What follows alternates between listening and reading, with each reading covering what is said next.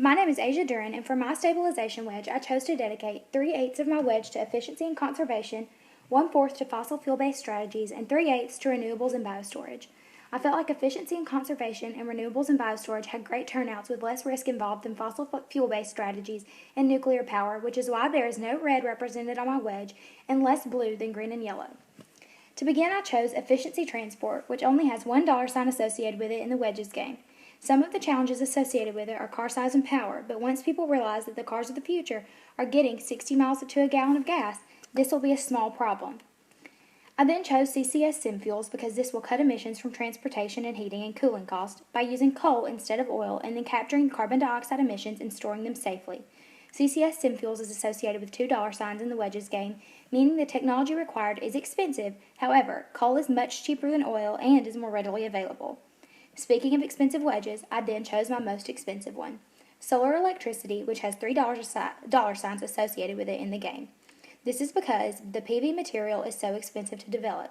However, solar electricity is a great choice because solar panels can be added to virtually any building to help cut down on carbon emissions. Yes, it is an intermittent energy source, but it's more reliable than wind energy and it does not require nearly as much land space.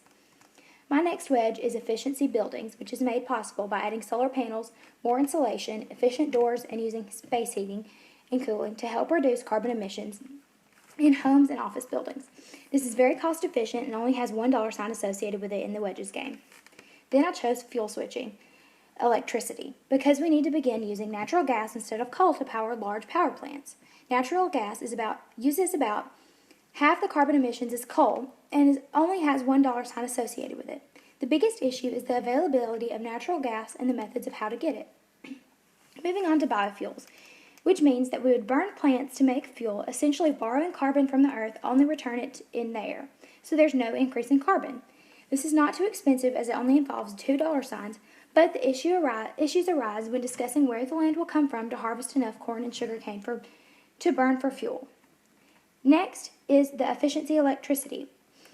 This wedge proposes that we double coal-burning power plants' efficiency levels. This only requires $1 sign, but it does mean increased plant costs because they would be changing everything the way things have always worked.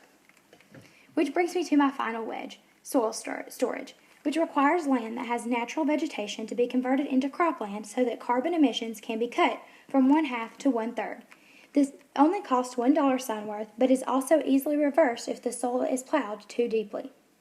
Overall, my wedge is appealing to everyone.